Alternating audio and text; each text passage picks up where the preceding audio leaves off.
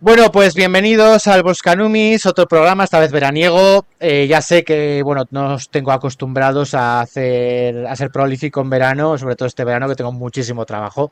Y la verdad es que con tanto trabajo tengo muy pocas ganas de hacer directos. Tal, los hago porque también tengo mono y me gusta hacerlos, de algunas monedas de la colección y de alguna otra cosa. Alguna charla que podemos hacer también suelta, ¿no? Pero en este caso os traigo un programa bastante especial porque antes me ha comentado el invitado que hacía año y medio, no sé si año y medio, 2 años, que no estaba aquí, que no estaba en Volcanumis. Yo lo conocí gracias a un curso de numismática de la Universidad de Murcia, mítico, mítico, o sea, y legendario, porque de repente, bueno, se va a convertir en legendario, en leyenda, porque de estos cursos en un tiempo me parece a mí que nos podemos olvidar, ¿eh? Sí que es verdad que ha salido alguno en alguna otra universidad, bueno, no lo sé, no estoy muy puesto, ¿eh? Pero el de la Universidad de Murcia, si algunos teníais esperanza, ya os digo yo que. Entonces, tenemos a Fernando López Sánchez, que aunque no tengamos ese curso, pero oye, tengo la suerte de que Fernando viene a Boscanumis y podemos hablar de monedas, de numismática, de historia y tal, ¿no? Entonces, bueno, pues lo dicho, bienvenido Fernando, ¿qué tal todo? Un placer que me tengas aquí. Como dices, es un verano siempre torrido, ¿no? En España. Y bueno, así nos despejamos un poco la mente hablando de cosas que nos gustan y que no son las más comunes de tratar, ¿no? En todo tipo de medios. Claro, no, a ver, nosotros que estamos metidos en el mundo de la numismática nos creemos como todo, que todo el mundo, que todo el mundo está con las monedas y es que No, realmente somos muy pocos. Pero, pero como estamos metidos en este mundo, pues parece que todos los que conocemos, pues saben, ¿no? Y hablan de monedas y tal, pero no, no. O sea, a ver, esto es algo minoritario. Pero bueno, este nicho, por lo menos en internet, que es minoritario, también es bastante prolífico, hay bastante gente interesada cada día más. Bueno, pues ten en cuenta que Internet ha hecho bueno, pues que tengamos acceso a estos vídeos, a más cosas, también las compras, por ejemplo, la compraventa de monedas por coleccionistas en casa de subastas, también se facilita mucho a través de Internet. Entonces, hay mucha más gente que está interesada, mucho más que antes, lógicamente, ¿vale? Entonces, yo os quiero decir que Fernando es un académico, yo creo que especializado en numismática, ¿de acuerdo? Lo conozco porque hice un curso en la Universidad de Murcia, un curso donde él evaluaba, no eran temas, algunos temas no eran fáciles del todo, había que trabajar, o sea, no era un cursito que lo leías y ya lo tenía, o sea, era un curso exigente, y también tenía otros dos cursos de numismática un poco más específicos, de uno de moneda griega y otro de moneda romana y bizantina. Que bueno, yo he tenido el privilegio de poder verlos y la verdad es que son impresionantes, ¿eh? O sea, todos los cursos, todos. El que yo hice y los otros dos he podido verlos y son tremendos, maravillosos. Bueno, y además tiene un libro que es la moneda en la antigüedad, me parece que se llama, ¿no? La moneda en la antigüedad, en el cual pues explica la numismática pues desde su origen, desde China, Asia Menor, hasta, digamos, bueno, hasta el final del mundo antiguo, ¿no? Ya el arte de antigüedad y todo eso, pues no lo trata tanto, Bizancio no lo trata, tal. Y es un libro pues muy recomendable. No sé si sigue estando por ahí, sí, creo que en está. redes. Sí, sí que está. Bueno, pues si sigue estando, pues bueno, si tenéis oportunidad lo pilláis porque es un buen libro, ¿de acuerdo? Y bueno, ¿por qué estamos aquí? Pues estamos aquí porque vamos a hablar de monedas, vamos a hablar de un periodo que bueno, tampoco, en principio cuando uno se mete en esto de la numismática, por la historia, realmente todos nos metemos por las monedas romanas o las griegas, ¿no? Pero esta época la solemos ver a continuación de, o porque nos suele interesar a partir de lo que hemos visto antes, ¿no? Son los siglos quinto, sexto, incluso el séptimo. Es una especie de etapa histórica de transición entre el mundo antiguo y el mundo medieval, ¿de acuerdo? Desde digamos que el fin del Imperio Romano Occidental hasta la aparición del mundo islámico, ¿no? Podríamos definir un poco ese periodo de esa manera, ¿no? Bueno, Fernando me dirá seguro que está mal lo que he dicho, pero bueno, yo, yo en mi mente, por el momento, más o menos para que os centréis, es un poco ese periodo. Siglo V, siglo VI, siglo VII. Estamos en final del Imperio Romano de Occidente, Imperio Romano de Oriente, y principios del Imperio Bizantino, ¿vale? Estamos un poco por ahí y todo lo que hay alrededor, ¿eh?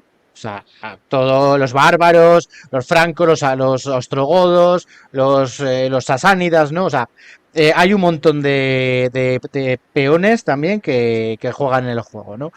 Entonces, bueno, vamos a ver un poquito eso, ¿no? Vamos a ver un poco, introducir de dónde venimos, o sea, una breve introducción histórica, y también ver un poco las monedas, la economía que había en esa época, su evolución, por qué las monedas eran como eran, por qué evolucionaron de esta manera. Entonces, todo esto lo vamos a ver con Fernando, ¿de acuerdo? Que además creo que es una época que le gusta mucho y que bueno, está especializado en ella, ¿de acuerdo? Así que bueno, para empezar, y ya dejar de hablar un poco yo, porque ya la garganta ve esto. A ver, vamos a empezar. Vamos a hacer una breve introducción histórica a este periodo. ¿De dónde venimos? ¿De acuerdo? Y luego los pueblos un poco que nos podemos encontrar. Aparte del romano, del sasánida, ¿no? Un poco lo que nos podemos encontrar en ese contexto. Y luego ya hablaremos un poco de las monedas. Bueno, pues aunque es todo difícil siempre de resumir, yo diría que todos sabemos, ¿no?, que hay un mundo que llamamos bajo imperial o tardo antigüedad, que, bueno, los ingleses lo hacen comenzar con Diocleciano. Nosotros casi preferimos, en el mundo más latino, empezarlo con Constantino, por cuestiones también religiosas. Da igual, el mundo de Diocleciano Constantino se parece un poco a ese de Julio César Augusto, que es el que hace empezar el Alto Imperio, ¿no? Tenemos un imperio romano, pero que ahora es diferente, no totalmente diferente, porque esto siempre es vino en odres viejos, como dicen los franceses, pero es un imperio del siglo IV el que consolida Constantino, que se caracteriza por dos cosas que nos hacen entender muy bien el siglo V. Primero, guerras civiles continuas. Al contrario que en el siglo I y II, en el que hay dos grandes guerras civiles, la del 68 y la del 193, aquí en el siglo IV cada emperador se lo tiene que batir, o sea, tiene que batirse el cobre y hay continuas idas y venidas. Constantino, pues todos sabemos lo que le cuesta unificar el imperio, lo mismo su hijo Constancio II, y hay unas guerras que son prácticamente tetrárquicas en todo el siglo IV, con un ejército, unos estados mayores que actúan de tutores de los emperadores. La tetrarquía no ha desaparecido, sino que está ahí como una especie de sombra guardiana de unos emperadores no más militarizados que en épocas anteriores, pero sí conscientes de que la guerra civil está a las puertas siempre, ¿no? Ese es algo que hay que tener en cuenta para la desaparición del Imperio Romano de Occidente, que es una cuestión interna. Los bárbaros hoy en día se consideran secundarios en la desaparición del Imperio de Occidente, o al menos se puede jugar de forma diferente como se hacía hace años. Y lo segundo es que tenemos, bueno, pues un mundo romano con distintos parámetros en los cuales ese mundo evergético, ¿no? De yo me gasto toda mi fortuna en construir acueductos, termas, calzadas, ya no es importante, o al menos no es importante la mayor parte del imperio, y sí que la riqueza se despliega de otras maneras, ¿no? Pues villas, riquezas, donaciones, iglesias, es otro mundo. Y esas dos características son las que nacen en el siglo IV, son las que vemos en los siglos V, VI y VII. En el siglo IV, monetariamente hablando, tenemos dos mitades. Es la segunda, la más importante, la única que es trimetálica, en realidad, porque la primera parte del siglo IV, algo que no se suele normalmente enfatizar demasiado, es una continuidad mejorada del siglo III, es decir, la moneda reina es el vellón, y luego, es verdad, existe el famoso sólido que crea Constantino, pero que poca gente se entera. No es una moneda que esté por ahí circulando, y la plata tampoco es general. Así que eso sí que va a existir, pero sobre todo con Valentiniano y Valente, ¿no? Que es los que de verdad, como Augusto en el Alto Imperio, crean un mundo trimetálico. Se acuña masivamente oro, se acuña mucha plata también, y se acuña, pues, bueno, series, unas que sabemos que son de cobre, otras que no sabemos si son con una película de plata. A veces es difícil, pero tenemos un sistema muy desarrollado. Este sistema colapsa al mismo tiempo que colapsa ese imperio unificado entre las guerras civiles, porque hay imperios unificados solamente en cierto momento, y tenemos un siglo V en el que el sistema trimetálico desaparece, sobre todo en Occidente, pero Oriente también. En Oriente la plata ya nunca va a ser importante, ni en el siglo V, ni en el VI, ni en el VII. Hay series, pero muy pequeñas. El oro se ha hecho el gran metal que se emplea, y la moneda, aquella que creó Constantino, pues se hace un poco la divisa general, pero no únicamente divisa, es un lingote. Y eso es lo que explica que sea, pues a veces me gusta compararla con nuestras macuquinas, ¿no? Hispánicas que van a peso, aquí también. Las siglas com de comitatus y ob de obricicus, es decir, oro puro, eso es lo fundamental. Son de 99,9 o 0,98 de pureza, y son los lingotes que van a todas partes. Igual que nuestro dólar, el real de A8 estaba por todas partes, la moneda de oro romano-bizantina está por todas partes y es la que dirige no el comercio internacional, sino las relaciones diplomáticas, militares, etcétera, etcétera, etcétera, ¿no? Se ha desfondado el mundo cívico, y bueno, ahora todo se paga. Los jornaleros de la guerra son muchos de ellos no romanos, y los más importantes, no todos, pero los más importantes se les cuida muy bien con oro, ¿no? Bueno, esto sería una semblanza general. Yo soy muy de Henri Pirenne.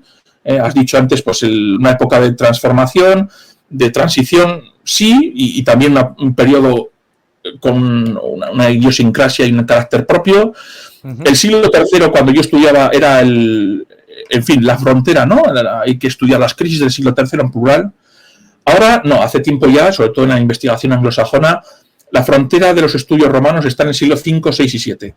Si quieres estar en la pomada, no vas a estudiar Marco Antonio y Cleopatra, lo que vas a estudiar es ese concilio de Nisibis, esas guerras en Amida, en el Éufrates. Lo que vas a estudiar es pues la evolución de los contactos entre bárbaros, no me gusta la palabra, pero bueno, y el Imperio Romano, o cómo hay estados clientes. El primer estado cliente es Italia. Italia en el siglo V es pues prácticamente un reino similar al que van a ser los visigodos u otros, depende completamente de Bizancio, y al contrario de lo que se suele decir, que cae el Imperio de Occidente y ya está, Bizancio empleó muchísimos recursos en mantener con respiración asistida lo que quedaba del Imperio de Occidente. Envió expediciones, algunas de ellas fracasadas, como la que se dirigió contra los vándalos en el 468, pero envió continuamente tropas y sobre todo envió muchísimo oro, todo concentrado en Italia, para pagar lo esencial, esos trabajadores fundamentales de la guerra, y mantener, bueno, pues puertos, posiciones que hiciesen, bueno, que Italia en realidad no cayese realmente solo con Rómulo Augustulo, sino que el imperio de Teodorico es otra especie de revival, ¿no? Y otros más, ¿no? Sí. Bueno, es un mundo complejo, pero básicamente Bizancio es realmente la única superpotencia que quiere mantener hasta Justiniano y más tarde. Constante II también se esfuerza, trasladando la capital a Siracusa, 662, coordinando con el Papa, con Childerico II, actividades contra los árabes. Es una constante. Sí. Italia... Vamos, pero perdona que te corte, Fernando. A ver, vamos a centrar un poco, porque claro, hay gente que escuchará Teodorico y vándalos y por ahí y se volverá loca, ¿no? A ver, el tema de, por ejemplo, del tema financiero que has dicho tú antes, que en el siglo IV, a finales del siglo IV, predominaba el oro y también plata por el tema de la dinastía valentiniana, ¿no? Vale. Luego, de repente, pasamos al siglo V y en el siglo V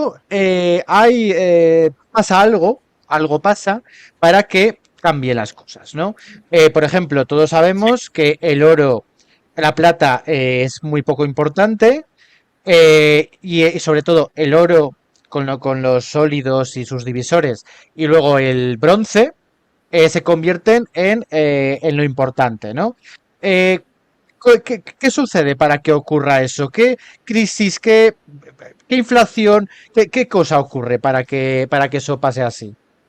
Pues me gustaría darte una respuesta clara, pero nadie la sabe exactamente, ¿no? Porque es algo que va en Oriente y en Occidente, pero está claro que la plata hacia el 410-420 desaparece de las acuñaciones, salvo emisiones raras que están hechas pues como regalos para festividades especiales. Algunos las has conectado con incluso mujeres de la Casa Imperial en Oriente, ¿no? Pues que están dedicadas a obras benéficas que con el cristianismo empiezan a ser importantes. Ujú, Pero hacia el 410-420, esa moneda que ahora llamamos silicuas, ¿no? Y que son los denarios de toda la vida, más o menos, ujú. desaparecen. Yo sospecho que hay dos motivos relacionados. Uno había sido la moneda del ejército, el denario, y el ejército regular imperial desaparece, ¿no? Al menos en Occidente. Y luego otra razón es que, bueno, pues la plata es demasiado complicada de acuñar en relación con el oro, que es la gran divisa que sirve para absolutamente todo, sobre todo para las grandes transacciones comerciales de los grandísimos potentados y para los pagos como tributos o subsidios a todos esos pueblos periféricos del mundo romano que sirven ahora, en algunos casos, pocos pero importantes, como soldados federados, ¿no? Ujú. Entonces el ejército imperial, el que recibía denarios, desaparece, sobre todo en Occidente, y eso significa la desaparición de una plata que estaba muy vinculada a un poder estable, regular, censado, bueno, pues de acuñar estas emisiones, ¿no? Pero vamos, Ujú. eso se explica muy bien en Occidente, en Oriente no tanto, porque sigue existiendo un ejército imperial, simplemente parece que la moneda de cobre, aunque sea Anastasio el que la cree, ¿no? Estas monedas de 40 numi Ujú, grandes, ujú. son las que reemplazan a la plata, ¿no? Ahí simplemente vas del oro, paz, al cobre sin la Sí, mediación de la digamos que plata. se llena ese hueco, ¿no? Que había entre el oro y el pequeñito. Pues claro, eso es otra cosa. De repente pasamos de finales del siglo IV a unos numus, unos numi, que son un poquito, bueno, pues un poquito más pesados, los centenionales, ¿no? Todo esto, que tampoco son muy grandes, que digamos, 2 gramos, 1 gramo, 2 gramos, tampoco. Pero luego pasamos a monedas cada vez más pequeñas. O sea, tenemos monedas de 5 gramos incluso, Sí, los famosos mayorinas y doble mayorina y todo sí, esto, y sí. luego pasamos a monedas ridículas, ¿no? O sea, ¿esto qué, estamos en lo mismo o qué pasa aquí? Bueno, monedas ridículas y también los minimi, ¿no? Sí. Los AE1, AE2, AE3, AE4, incluso para algunos AE5. Bueno, todo esto está en relación con que estas monedas circulan muchas veces en bolsas, ¿eh? No circulan una a una, sino que te entregan una bolsita, va al peso, tienes 40, tienes 30, y bueno, pues lo que hacen es dinamizar ciertas actividades en puertos, en villas, bueno, pues repararte, ¿no? La caliga, la espada que se te ha roto, la túnica, pero eso está ligado a un mundo que está que colapsa en el siglo V, no solamente en Occidente, porque ya he dicho que Oriente se toma muy en serio todo lo que está pasando con Occidente. Se dice siempre, no, desvió a los bárbaros, los desvía hacia Occidente. Bueno, hasta cierto punto, porque ella es el primo de Zumosol encargado también de defender a Occidente. Así que todo afecta a esos dos imperios hermanos, ¿no? Entonces, bueno, pues esas monedillas, muchas de las cuales se empiezan a recortar, se empiezan a partir. Me gusta hablar de monedas cortadas y recortadas, que ahora es un campo de la investigación muy atrayente, porque un poco está por todas partes. Y en Hispania, en la Galia, en Inglaterra, estamos viendo que hay monedas del siglo IV que se han recortado o incluso partido y que son la moneda que existe en el siglo V, que circulan 20, 30, 50 años más tarde e incluso 1, 2, 3, 4 siglos más tarde. La moneda andalusí en Hispania, pues en muchos sitios sabemos que es moneda romana que pervive, en Jordania, en el norte de África, en muchos sitios la moneda romana del siglo IV va a seguir perviviendo Y por eso en tantísimos casos está en los yacimientos o en los descubrimientos casuales, está tan machacada, porque ha tenido una circulación muy continuada e incluso recuperada por poderes regionales y sacada otra vez al mercado. Es, ya te digo, un tema muy interesante, el de la continuidad y nueva circulación que se da a estas monedas, y no solamente en Occidente, ¿no? Hay, luego en el siglo V, en el siglo VI hay imitaciones, algunas no bien entendidas, otras series pequeñas de adscripción muy complicada, ¿no? O sea, esa famosa moneda cívica o visigoda del siglo VI en Hispania, también las series de Lugdunum, series en otros lugares, ¿no? En la Cripta Balbi en Roma, que son simplemente es una plancha a la que se da un golpe por un solo lado, por todo el mundo mediterráneo e incluso más allá por los ríos, ¿no? Desde el Guadalquivir, el Ródano, se ve que hay series que deben estar vinculadas con producciones vinculadas, pues a lo mejor a la circulación de aceite, de vino, que interesan a ciertos poderes sustitutivos de los imperiales, que hacen que estas monedas sean aún siendo importantes si las antiguas no sean suficientes, ¿no? Hay poderes regionales muy interesantes. El Burgundio acuña este tipo de monedas de bronce, por ejemplo. Tengo la sospecha de que el papado es mucho más importante en Occidente de lo que se ha pensado, en lo que llaman las fuentes el Patrimonium Sancti Petri, y que podría coordinar una especie de logística entre el Guadalquivir, el Ródano, Roma, tener relaciones privilegiadas con los reyes francos, un poco como lo que conocemos en la Edad Media entre Roma y Aviñón. Parece que Marsella, que es una ciudad importantísima, sorprendentemente ahora nueva, porque sustituye a Arles en Francia en el siglo VI, una ciudad muy rara con otras alrededor, Ucés, Villiers, que parece que es franca, pero no es franca, está conectada con Italia, tiene unas series rarísimas que se llaman cuasi imperiales. En fin, hay como cuando se disuelve el imperio de Alejandro, ¿no? Que hay reinos sucesores, les gusta a los ingleses llamarlo así. A mí me gusta mucho también llamar a estos reinos y poderes, no todos germánicos en Occidente y en otros sitios, reinos sucesores, ¿no? O estados sucesores, porque de forma regional intentan capear el temporal, ¿no?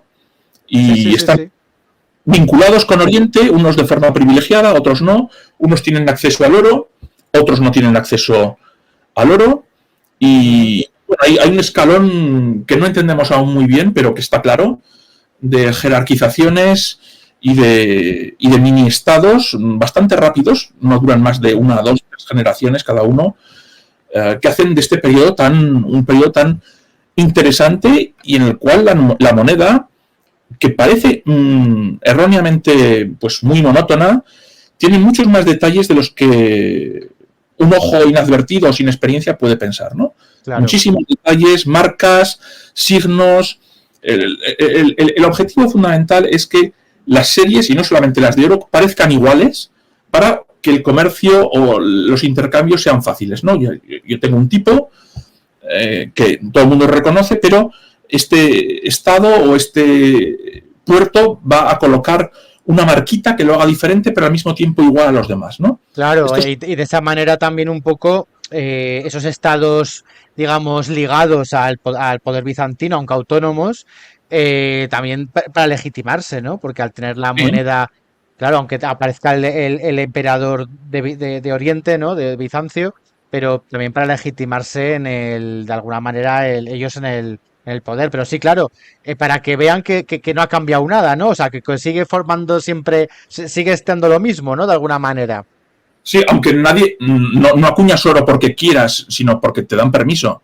O sea, las acuñaciones de Solidi, de Tremises, creemos que están por todas partes. Cuando reúnes los tesoros, los hallazgos, pues son muy pocas. O sea, tú multiplicas por los años las regiones, hay muy pocos tesoros y muy pocos hallazgos con moneda de oro. Eso debía estar contadísimo, muy pocas autoridades tenían permiso para hacerlo, y además pues está muy bien calculado quién puede poner un monograma con el nombre real, quién no puede, quién puede acuñar Solidi y quién no puede acuñar Solidi. No es lo mismo, hasta el año 530, 540 hay muchos sólidos en Occidente, luego ya no, salvo la ciudad de Marsella, que ya he dicho que es un caso aparte, y empiezan los trémises, ¿no? Y bueno, aquí hay que saber de muchas cosas, ¿no? Y hay que tener en el bagaje lo que sabemos del mundo romano.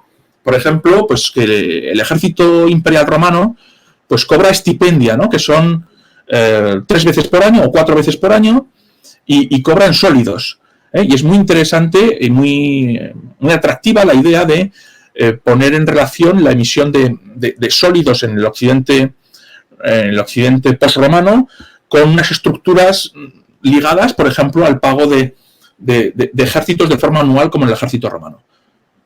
Los trémises, hay fuentes bizantinas que nos dicen que el pago, el salario de un obrero especializado, y un soldado no es más que un obrero especializado, es de un trémisis al mes, ¿no?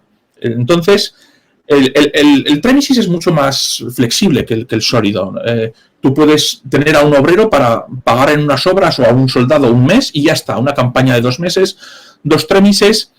Bueno, es muy interesante, ¿no? Digamos que los trémises, perdona que te interrumpa, los trémises en esa época, ¿vale? El trémises es un tercio del sólido, ¿no? Porque estaba el sólido, sí, el semises y el trémises. Entonces, sí, el trémises, digamos que el trémises sí que circulaba por el pueblo, o sea, circulaba por la gente. Bueno, el trémisis, triente o como quieras llamarlo, que sí, tiene varios nombres, como sabes. Por el pueblo define pueblo, ¿no? O sea, no, quiero decir que si era, es decir, eso que dices de que un trémisis al mes era lo que cobraba un obrero especializado, ¿quieres decir equivalente a lo que realmente le daban a lo mejor en bronce o era lo que él cobraba? No, los metales funcionan aquí como en el Alto Imperio o en otras épocas, es decir, el pagar en un metal está dirigido a un público escogido, ¿no? Entonces, aquel que recibe oro es un público que le interesa a la autoridad emisora o al estado emisor, da igual. Así que van a recibir solidi o trémises aquellos que están encargados por el poder de realizar un servicio. Vale. Normalmente los servicios que le interesan al poder de toda la vida son el ejército, pero también en ocasiones construir determinadas obras. En este caso podemos pensar en alguna iglesia. Hay series merovingias que hacen pensar en centros eclesiásticos que no están al margen del poder, de la realeza tampoco. Estos semises y trémises y solidi están relacionados con servicios especiales vinculados con el poder, aunque sean magnates que utilicen a estas monedas de oro para sus negocios o ahorros privados, ¿no? Pero cuando uno ve las pocas fuentes que existen, el monetario en la Galia que al mismo tiempo es miembro de una familia destacada y que están todos vinculados de una forma u otra al poder. Así que yo diría que no, que el oro, a pesar de la corriente de los años 80 que decía, sí, el oro lo encontramos en tumbas en Egipto de gente del común, no. Tendría que haber mucho más oro del que encontramos arqueológicamente para pensar que circulaba de una forma general. Vale, entiendo. Hay oro en general. Porque luego, por ejemplo, estas familias que recibían este sólido al mes o este trémisis al mes, luego me imagino que para el menudeo de todos los días, eso lo irían a un cambiario para cambiarlo y tener monedas para poder hacerlos, no sé, ir a comprar cosas del menudeo, ¿no? Del día a día. No irían por ahí con monedas de oro, quiero decir, ¿no? Bueno, como hemos dicho antes, la moneda de bronce colapsa en Occidente, ¿no? O sea, se vive con las remesas antiguas. Entonces no hay una economía funcional. Vale. Y no tienes, no es que solamente no haya oro, es que no hay moneda de bronce, no conocemos bien, ¿no? Pero, por ejemplo, en Hispania, pues sitios como Tortosa, sitios costeros, son aquellos en los que tú encuentras reutilización de esta moneda antigua, modificada, otras no están modificadas y que hacen pensar que por ser centros activos, ¿no? Centros costeros, puertos, siguen utilizando esta moneda de bronce. Guarniciones militares, incluso en el siglo VI, VII, en todas partes son las que necesitan esta moneda. Nuestra mente moderna nos juega malas pasadas de pensar en siempre la homogeneidad. Entonces, No, claro, entonces hay que pensar que la gente hacía un poco lo que podía y con lo que tenía. Entonces, habría zonas que lo harían de una manera, zonas también que lo harían de otra, ¿no? Sería muy heterogéneo en ese aspecto, ¿no? bueno, básicamente tú puedes vivir sin moneda perfectamente. No solamente por el trueque, sino porque no la necesitas y porque no la tienes a mano, ¿no? Pensemos que en el siglo IV, por ejemplo, pues tenemos monedas en las ciudades y en las vilas, porque el mundo de vilas, de ciudades, es un mundo interconectado y, bueno, pues hasta cierto punto comercial, ¿no? Pero si ese mundo desaparece o está concentrado en unos pocos sitios, en Hispania, en la Galia, pues en ciertos tramos de ciertos ríos, o en ciertas guarniciones en ciertos momentos, que pueden ser guarniciones tardorromanas o bárbaras o incluso islámicas, en las que tienes primero moneda romana y luego tienes pues los famosos feluses. La moneda de bronce agiliza lo que una economía de tipo, como yo llamo, casino, demanda, ¿no? Tú necesitas unos servicios, unas reparaciones, entrar en una pequeña terma o en un pequeño baño, el que te reparen, como he dicho antes, la caliga, el poder acumular pequeñas moneditas para acceder a otra más grande. En realidad no está disociado completamente, no está disociada la circulación de moneda humilde de los intereses del Estado o de entidades que estén en conexión con estados, ¿no? Hay muchas autoridades en esta época, no las conocemos bien, pero bueno, está claro que aquellas que pueden utilizan incluso el bronce, otras que no pueden no utilizan nada. Hay una serie interesantísima, ¿no? de un caudillo bárbaro en Cerdeña, militar, que bueno, acuña sus monedas, son muy humildes, eso 500 kilómetros al norte o 1000 kilómetros al norte habría sido una serie pseudo-imperial de oro. Pero ahí en Cerdeña no llega ese oro, es una autoridad militar secundaria y se tiene que contentar con estas monedas de bronce, ¿no? Entonces, hay una casuística muy compleja en la que cada uno hace lo que puede y en relación al poder al que se debe, ¿no? Pero básicamente tenemos que entender que se vive sin moneda. Vale, entiendo. Bueno, entonces, digamos que tenemos estos pueblos bárbaros, ostrogodos, visigodos, francos. Tenemos también los sajones, ¿no? También en la zona de Britania. Anglosajones ya, me parece, ¿no? En esa época había sajones, había un poco de todo, ¿no?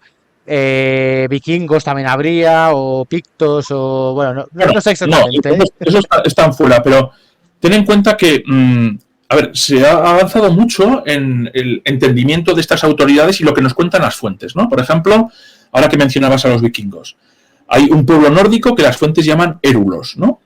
En fin, los últimos magistri militum de Rómulo Augustulo y otros son pues esciros y érulos, pero estos érulos lo que significan es el antiguo inglés earl. Earl es como miles, ¿no? Entonces ese pueblo no se llaman los milites, no son los soldados, sino que es un amasijo de soldados que han partido hacia el sur, y es como si dices que una misión de la OTAN con soldados belgas, franceses, españoles. Sí, que puede haber godos, puede haber un poco de todo, ¿no? Entonces, érulos es una especie de cajón desastre, igual que marcómanos, pues marco es la marca, ¿no? Y man, pues es una palabra híbrida, latino-germánica, ¿no? Los hombres de la marca. Bueno, ¿qué pueblo es ese? Bueno, pues son germanos, también iranios, sármatas, etcétera, pero hoy en día un numismata, mi amigo Svante Fischer, que está en Estocolmo, me dice, bueno, aquí no buscamos érulos, en los 400 sólidos que encontramos en la isla de Eland, que es mucho, 400 sólidos del siglo V en Eland, una isla pues paralela a Gotland, o en Bornholm, estas islas del Báltico, esos cientos de sólidi que encontramos no están en relación con esos érulos de los que hablan las fuentes, sino con gentes locales o con islas que reciben a gentes de otros sitios y que se preparan como si fuesen muros de Adriano en la periferia para ir hacia el sur, ¿no? ¿Por qué? Bueno, pues porque esa gente está interesada, igual que los posteriores vikingos, en hacer su vida como mercenarios o, no me gusta la palabra, ¿no? Auxiliares de gentes que les contratan. Y no son érulos, son Hollanders o Gotlanders, o son gentes de Bornholm, o son gentes de Gudme, cerca de Copenhague. No, son gentes además muy poco numerosas, lo sabemos. La isla de Öland está dividida en dos y hay unos fuertes redondos, todos con medidas romanas, con instrumentos quirúrgicos romanos. Eso es como el muro de Adriano, ¿no? Entonces, esa isla se dividía en dos partes, 400 y 400 hombres es lo que podía proporcionar al mismo tiempo, y se enviaban como si fuesen portaaviones en el siglo V, principios del VI, y son, bueno, pues esas, lo que nos cuentan algunas de esas fuentes, y esos germanos escandinavos que estaban en la escuela palatina, que también estarán con Teodorico en el mundo ostrogodo, pues no son érulos, son escandinavos, muy bien organizados, violentos, y que son, pues, como los soldados más romanos de los romanos del siglo IV o V. Y nos da igual si hablaban latín, que seguro que hablaban latín, además, al menos lo suficiente para entenderse, ¿no? Y son la punta de lanza de parte del ejército romano, vamos, de las escolas palatinas, ¿no? Entonces, bueno, pero son unos pocos, de unos sitios muy determinados, sabemos cuándo empiezan y cuándo terminan en estas islas o en regiones. La vinculación con el Estado romano no es un siglo, 2 siglos, son 50 años, son 30 años, y van cambiando, ¿no? Son luces que se van encendiendo, apagando, y tenemos un panorama muy complejo en el que no son suficientes estos reinos que conocemos todos, ¿no? Franco, visigodo, no. Hay muchos más actores que esos, a los cuales no podemos poner nombres si no son los geográficos. Las grandes entidades estatales surgen más tarde y además duran poco tiempo. Y luego tenemos el mundo bizantino también, que tiene, bueno, pues muchas gentes ya dentro, los eslavos, por ejemplo, tiene contactos con gentes caucásicas, pero bueno, es otro mundo, ¿no? Pero Bizancio lo que hace es acuñar masivamente, sobre todo oro, para mantener a Italia con vida y para que Italia a su vez, porque aquí se acuña y se funde continuamente. Desde Valentiniano Valente, las series de Peirot ha establecido Georges de Perron, ¿no? Este numismata francés, cálculos de que se necesitaba acuñar un 6,5 de todo el stock general para renovar, cosa que no se hacía siempre, y en un tesoro tú puedes encontrar las series más o menos de la época, otras más antiguas, o a lo mejor todas series antiguas, o puedes suponer que todo el numerario italiano está hecho con oro bizantino, que está fundido y vuelto a acuñar, que es lo que pensamos muchos. Entonces, bueno, hay que tener en cuenta muchas cosas y que el oro se recicla rapidísimamente y, en fin, que tengas una moneda, ¿sabes? Yo que sé, Burgundia o Merovingia no quiere decir que haya habido muy pocas. Ha habido muy pocas. Entiendo. Se han reciclado, ¿no? Entiendo. O sea, es un mundo fluido, bastante fluido, bastante fluido y con muchos actores que además, pues, estos son como aquellos que lanzan tejos a una chica y no le hacen caso. Bueno, pues aquí cada poco tiempo hay muchos actores que pierden su oportunidad, ¿sabes? O sea, piensan los ostrogodos, en realidad es Teodorico, y ¿quién hay más importante después? O sea, pocos. No, Teodoado, Vitiges, no tienen ninguna importancia. Él funda el tinglado, esto se arruina inmediatamente después de que muere, en el 526. Totila o Baduila lo intenta otra vez crear, no lo deja Justiniano, son las guerras góticas. Bueno, eso ha durado una generación y sus estertores, ¿no? Y casi todos estos reinos, aunque veamos el visigodo, es que ha durado 300 años, no.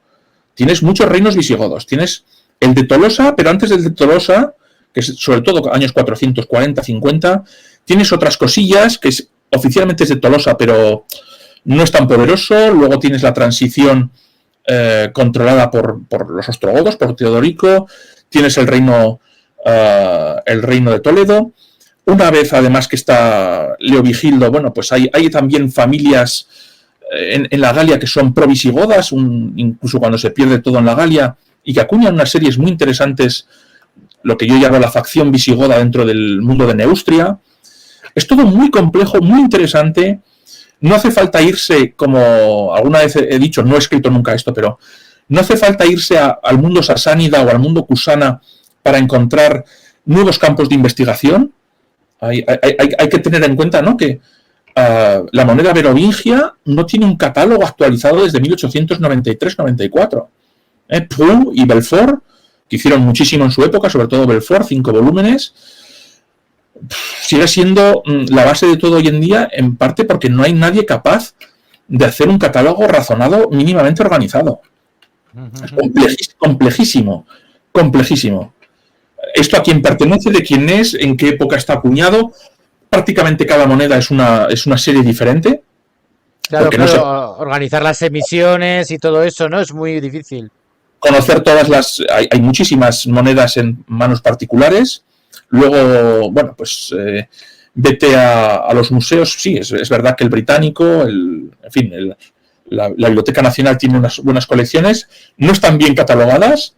Yo trabajé en el británico para las series merovingias, visigodas y bueno, dije hasta aquí he llegado, porque yo era voluntario y digo, pues tampoco voy a dejar mi vida aquí en un tema apasionante, pero que no me va a salvar la vida. Era una especie de callejón sin salida de alguna manera, ¿o qué? Con lo que callejón sin salida total. Pero vamos, yo vi la potencialidad, cualquiera que trabaje en esto la ve. El mundo merovingio es espectacular. El mundo visigodo lo ha trabajado muy bien el del Reino de Toledo, ¿no? Ruz Pliego, su masiva publicación, como ya me dijo en un tiempo, bueno, aquí por lo menos tenemos nombres de reyes, nombres de lugares, eso no siempre es así, pero bueno, estamos hablando de dos regiones importantes. El mundo anglosajón es complicadísimo también, aunque no tienen nada en el siglo VI, o sea, los romanos se van y están allí 150 años. Pero fíjate, el otro día estuvimos viendo una subasta de moneda anglosajona con Damián Salgado en Bider. Digo, venga, ahora no me gusta a mí darme muchos paseos por subastas, pero bueno, esa merecía la pena. Y a ver, era prácticamente la plata. O sea, plata. Pero no estamos hablando del siglo ni V ni VI, estamos hablando de épocas más tardías, ¿no?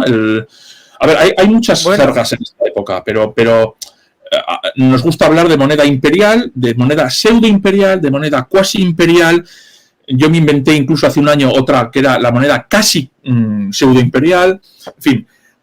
Y luego están las monedas nacionales, ¿no? Las monedas que aquí empiezan con Leovigildo y más o menos en Francia también empiezan hacia el 580. Bueno, sí, ya podemos llamarla Francia, ¿no? En la Galia, Francia. Y en el mundo anglosajón, pues tiene un hiato, es una época realmente Dark Ages, que dicen los ingleses. Sí. No hay nada, o sea, bueno, sí tienes la crónica anglosajona del siglo XII y tienes otras cosas, pero en el siglo VI hay el gran tesoro de Cuna en España, en Sevilla, estudiado por Ruz Pliego, y en Inglaterra tienes los tesoros. Eso es todo. O sea, en Italia tienes tesoros a finales del siglo V, como el de Como, que se descubrió en el 2018, ¿no? 1000 solidi, así, paz, 1000 solidi. O el de Sovana, San Mamiliano, 498 solidi. Eso es normal en Italia, pero porque ya hemos comentado que Italia es especial. Sí. Y le llega el oro de Bizancio. Y luego desde Italia se reparte a otras autoridades. En fin, eso en el siglo V, VI, ¿no? Digamos que cuando estaba más o menos Teodorico, ¿no? Que era de alguna manera regente sí, en la España visigoda, o sea, con los visigodos, ¿no? Porque era suegro de no sé qué, y estaba allí él también un poco encima, y luego de otras zonas, porque Teodorico pensamos que solo estaba en la zona de Italia, pero estaba en muchas zonas. Su influencia era muy grande. Sí, los tesoros que te he dicho son anteriores, pero efectivamente Teodorico lo que hace es intentar recuperar la prefectura de las Galias. Él controla Italia, más o menos los Balcanes, una parte, pero él intenta recuperar la autoridad sobre la prefectura de las Galias, y ahí está la historia de los merovingios. En fin, es todo bastante complejo, pero Italia es el terminus, ¿no? Como un tren o como el metro del gran mundo internacional que empieza en Constantinopla, y luego está la prefectura de las Galias, la Galia, que es la más importante, Hispania, Britania, mucho menos, que son pues como apéndices que hacen lo que pueden, ¿no? Eso se perdió para el imperio en los años 410-420, y está ahí, que está fuera, pero quiere estar dentro. Es complicado, ¿no? Y bueno, nosotros somos occidentales y estamos muy, muy interesados en esto, pero luego está la gran potencia que es Bizancio, donde hay unas series complejísimas también, bien estudiadas relativamente, ¿no? Por Dan Barton-Oakes y toda esta gente. Uy, los años sí. 60, 70. ¿Has estado allí? ¿Has estado en Dumbarton Oaks? No, físicamente no he estado, no. Me presenté una vez a un trabajo allí, hace años, y bueno, al final no salió, ¿no? Pero vamos, Dumbarton Oaks es el centro, o sea, esto de que leemos en los dólares, ¿no? Estadounidenses, in God we trust, en Dios confiamos. Sí. No es ninguna casualidad que esté Dumbarton Oaks en Washington, es el nuevo imperio cristiano que, bueno, pues vela por un poco las esencias de esa herencia romano-bizantina. Tiene un magnífico catálogo online de sellos bizantinos, 17.000, el mejor del mundo. Ese es otro mundo, ¿no? El de los sellos. Si quieres, otro día hablamos de ello, cada vez me interesa más. Podemos hablar de sellos porque no tengo ni idea. Yo los veo y digo, digo, vamos a ver si con las monedas ya a veces me vuelvo loco. No, es apasionante. En España ni se huele el mundo de los sellos bizantinos, ¿no? Sí. Hay decenas de miles, salen inéditos continuamente, o variantes al menos. Y bueno, es otro mundo que nos muestra hasta qué punto ese estado palacial y regional, ¿no? Las dos cosas. Sí. Las dos cosas, que es el mundo tardo-romano, sigue existiendo en Bizancio hasta, por lo menos, bueno, la Cuarta Cruzada, desde luego, pero los sellos, aunque menos en cantidad, hasta el final, ¿no? Claro. Pero vamos, Bizancio sigue acuñando oro masivamente, bueno, durante todo el siglo VII, hasta el gran crack, ¿no? Que es el siglo VIII, que es un siglo, pues eso, de apagón informativo, que diríamos hoy, prácticamente general. Tenemos dos fuentes, Teofanés el Confesor y John Nikiu, o Juan Nikiu. No sabemos tampoco prácticamente nada por las fuentes islámicas. Tenemos las monedas que disminuyen drásticamente, pero hasta esa época, que es un poco más de lo que decía Henri Pirenne, ¿no? La tesis de, ya sabes, de Henri Pirenne es que la antigüedad duraba hasta la expansión de Muhammad.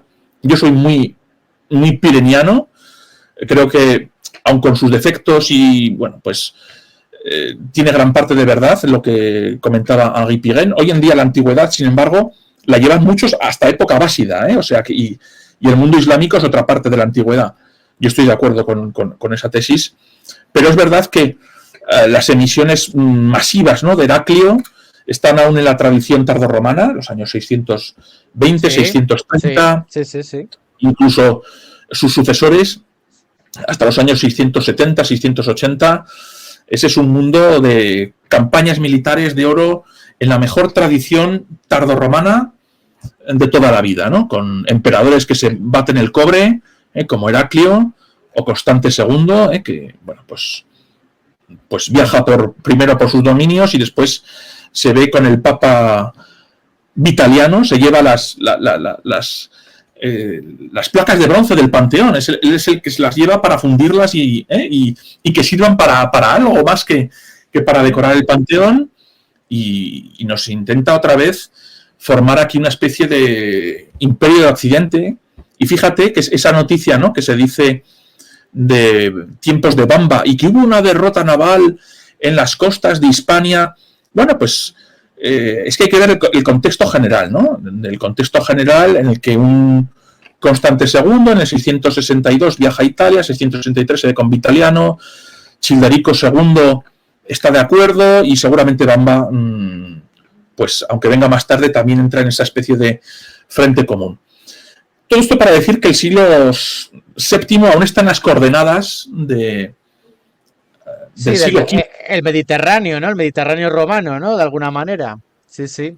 Sí, Henri Pirenne decía, y en esto no estoy de acuerdo con él, que en el siglo VII se cambiaba, ¿no? La Europa que ya chutaba era la del norte, él era belga, ¿no? Y estaba pensando pues en Brujas, en Amberes, en todas estas ciudades, ¿no? Bruselas, y quería que ya llegase el momento en el que Flandes era importante. No. Hoy seguimos viendo el siglo VII aún, con el sur, con Marsella, con Roma, como las grandes ciudades. Es verdad que hay bicos por allí, en el norte, que entendemos muy mal monetariamente, pero existe una acuñación de oro muy importante en la época, 7, pero sigue siendo el Mediterráneo el centro. Esto sería mi única gran crítica al maestro. Sí, claro, parece como que cuando llegan los musulmanes es como que con la época de es Constante II, ¿no? Cuando conquistan Alejandría. Bueno, No, pues es antes, pero sí. es un poco antes. Sí, 640 por ahí. Vale. Bueno, pues parece como que ya se rompe todo, ¿no? Y el Mediterráneo ya no es el Mediterráneo romano, el Mare Nostrum, sino que ya es otra cosa. Pero claro, No, eso continúa bueno, hasta bastantes años, ¿no? Según comentas. O sea, de alguna manera, de forma a lo mejor diferente, porque se han perdido muchas cosas, pero continúa. bueno, ahí está la vena de la moneda o el campo, ¿no? La beta de la moneda bizantino-árabe, del Árabe-bizantino, siglo, exacto. Ujú, o árabe-bizantino. ujú. Tan importante, sabemos que el Estado bizantino sigue enviando remesas de moneda de todo tipo a los territorios perdidos. Es decir, a Egipto, a Siria, sigue enviando remesas. O sea, no considera esos territorios ni perdidos ni tampoco como diferentes. Así, y por otra parte, las autoridades musulmanas, como bien sabes, hasta Abd al-Malik y sus reformas tampoco tienen una moneda islámica, ¿no? Bueno, ese es otro tema complejo, muy interesante. Sí, Hoy, moda, hay mesas redondas en Oxford que son todos los años solamente sobre la Siria del siglo VII, centrada monetarmente en esto, qué es lo que pasa. Ahí se analiza esto que se ha criticado tanto en numismática, ¿no? Es que la numismática no es el análisis de los rizos, del busto ni la espada. Pues sí, también es eso. No es solo eso, pero también es eso, ¿no? Entonces, y la posición estante del califa y la espada, bueno, eso de la posición estante de alguien con la espada desenvainada o no, ¡buf! sí, sí. Anda que no se puede decir sobre eso en el mundo bizantino y musulmán qué significa. Y esa persona es Muhammad, es el califa, ¿quién es ese? ¿No? O sea, Sí, sí. o estas monedas, ¿quién las acuña? ¿Con qué metal se acuña? Una fuente bizantina dice que la ceca de Damasco empieza a acuñar masivamente porque se reaprovechan, ¿no? los trozos que estaban dispersos del coloso de Rodas. Un camellero recoge todo, se lo lleva a Damasco y empieza. O sea que hoy, si quieres, igual que hemos coleccionado trocitos del muro de Berlín, yo tengo un trocito, pues puedes tener una de las 7 maravillas del mundo si te compras una serie del 670 de la ceca de Damasco, ¿no? Sí. Bueno, Entonces, también eso es interesante lo que comentas, que las monedas dicen, ¿eh?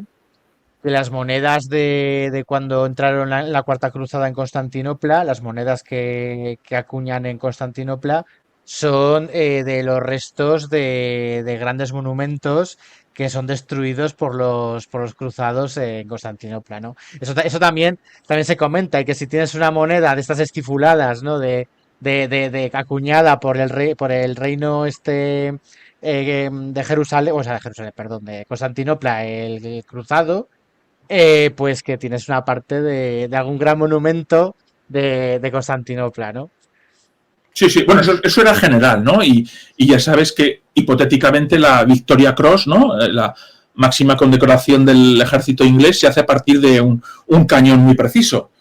Y que también nuestros leones del Congreso están hechos con cañones capturados, ¿no? en Marruecos.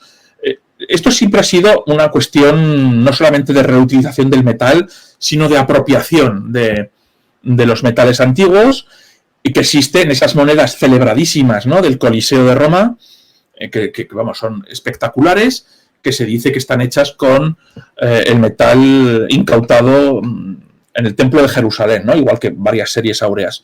Bueno, eso es un tema recurrente, igual que los vikingos iban a las iglesias porque eran los bancos de la época.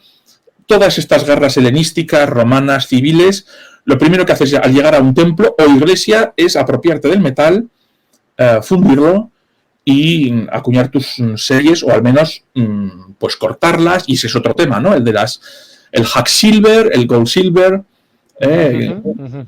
muy importante en el siglo V en general, y luego en según qué áreas, como en Inglaterra, pues han estado con el hack silver hasta el siglo XI con seguridad, ¿no? Es otra forma de acuñar moneda, vamos, no de acuñar, de crear lingotitos que funcionan cuando tú no tienes la logística necesaria ni obvia, sí, claro, para la moneda. Pues lo que vale es el metal intrínseco, pero claro, para darle cierta legitimidad, o para que diga, mira, pues esto pesa tanto, tal, pues le pones un sello, ¿no? Y lo haces sobre cualquier cosa, básicamente. Bueno, y sin sello, o sea, tú tienes un gran plato de estos del siglo V posterior, lo reduces a pedacitos o puertas enteras, porque, bueno, pues el amigo que te comentaba antes, Svante Fischer, me dice, mira, este hack silver en Escandinavia hemos podido recomponer esto, y es parte de una puerta, o sea, o de unos godnes de plata, ¿no? Y bueno, pues no es que sea reacuñado, ni simplemente se hace... Es el trozo de metal. Con el trozo de metal que funciona pues como una silicua. ¿Por qué desaparecen? Claro. La cuestión de antes, ¿por qué desaparecen las silicuas en el siglo V? Porque hay hack silver. Porque hay trocitos de metal que funcionan ya en el 420 y después en Occidente como hack silver, ¿no? Que se encuentra además pues en el norte. ¿Por qué no hay en Oriente? Bueno, pues porque no hace falta, y porque vamos a crear más tarde pues monedas de cobre que son grandes, que son como pequeñas moneditas de plata. Claro, claro. Sí, luego, ahora vamos un poco a eso, pero antes de hablar un poco del tipo de monedas que había, los módulos, los materiales, que ya hemos hablado un poco, ¿vale? Ya hemos tocado un poco, porque sí, también hay que ver un poco el tema de las monedas bárbaras, ¿no? Esas imitaciones que también se hacían, ¿no? Las razones por qué se hacían. Vamos a hablar un poco de las cecas, porque claro, estamos hablando siglo V, VI y VII, sí, y digamos que es como una especie de V, ¿no? O sea, de V... Donde hay muchas, ¿no? Siglo V, luego va bajando y luego vuelve a subir, ¿no? Estas cecas, primero, ¿cuál es la función de una ceca? ¿Por qué se decidía hacer una ceca en tal o cual lugar? Bueno, a ver, en el siglo V no hay tantas cecas, en el siglo III hay muchas cecas, en el siglo IV hay unas cuantas, pero después en el siglo V pues desaparecen, ¿no? Porque vale, se crean fundamentalmente para servir al Estado en sus propósitos, ¿no? Que ya te digo que fundamentalmente son militares, aunque no solamente. Tienen que ver con el mantenimiento de una corte, de un Estado funcional dentro del cual está el ejército, ¿no? Pero por esa razón, por ejemplo, tienes en el siglo V, ¿no? Las cecas que funcionan en el Imperio Occidental son las de Milán, Rávena y Roma. Las cecas galas, que habían sido importantísimas hasta los 390, en la Galia desaparecen. Desaparecen porque el stock también desaparece, ¿no? Una cosa es las cecas que tienes en un sitio, otra cosa es el stock y la masa circulante, y a veces se confunde muchas veces todo, ¿no? Pero simplemente, como ya te he comentado, que las monedas, sobre todo las de oro, se reacuñan. Tú no puedes... ¿Dónde están las monedas de oro galas de los años 380-390? Pues a no ser que se hayan constituido tesoros que se hayan ocultado en esos años, ese oro de esas cecas galas ahora está reconvertido en oro de cecas italianas, en parte, ¿no? O tienes el oro también bizantino, pero se ha transformado. Entonces, las cecas lo que hacen es... o crear o reconvertir el metal necesario para hacer funcional las necesidades del Estado en su esfera de acción, ¿no? Y, por ejemplo, pues este caso del norte de Italia es el fundamental porque no es Italia en general, es el norte de Italia el que está conectado con Bizancio y el que está geográficamente idealmente dispuesto para controlar la prefectura de las Galias, sobre todo las Galias, y también todo el centro norte de Europa, porque tenemos una visión muy romanocéntrica, que es falsa. Los romanos querían solucionar problemas, es lo que tenemos en la cabeza, es gente muy pragmática, y si cae la prefectura de las Galias, ellos quieren asalariados cerca, gente dispuesta a hacer el trabajo, y estos son germanos y escandinavos. Y no son ni enemigos ni realmente bárbaros, es gente que suple esta zona geográfica, sustituye a la perdida de la prefectura de las Galias y son los contratados masivamente. Y bueno, estas 3 cecas están en el norte de Italia por proximidad con Oriente y porque es la zona, ¿no?, que controla lo fundamental que le interesa al Estado romano. Las Galias y el centro norte de Europa. Básicamente. Y porque Roma sigue siendo Roma, ¿no? Es una ciudad fundamental en la que tienes la curia romana que aún funciona, los senadores, los nobilissimi, toda esta gente, los clarissimi, y también el papado de Roma, que está muy minusvalorado para los siglos V y VI, ¿no? Sí, es lo que has comentado antes. Pero es muy importante, a pesar de que no tenga una serie monetal, porque un papa es como un patriarca, no es un emperador, pero es una personalidad fundamental, ¿no? Y tienen sus propiedades como grandes magnates, y estas propiedades las controlan y pueden hacer funcionar la logística, ¿no? Pero bueno, yo creo que este caso de las 3 cecas italianas es suficiente, aunque la gran ceca será siempre Constantinopla. Tesalónica va a funcionar como una ceca, parece que relacionada con eventos especiales, juegos de circo, nombrar cónsul al emperador. Son emisiones cortas que están ahí en ciertos momentos. Tesalónica emite principalmente oro en estas... Sí. Sí, y luego, bueno, como ya sabes, pues también cuando la reforma de Anastasio y posteriormente también emite sus numi o foles, ¿no? Pero vamos, cecas, luego va a haber más, ¿no? Y hay otras que no sabemos realmente dónde situarlas. Se ha hablado mucho de la ceca de Jerusalén en cierto momento, de la ceca de Tarso. En Occidente también va a haber cecas en Nápoles, en Cerdeña, imperiales, ¿no? Pero vamos, otras que son, bueno, pues Cartago también, seguro. Pero, por ejemplo, la ceca de Cartago, antes de la Recuperatio, allí estaban los vándalos, ¿no?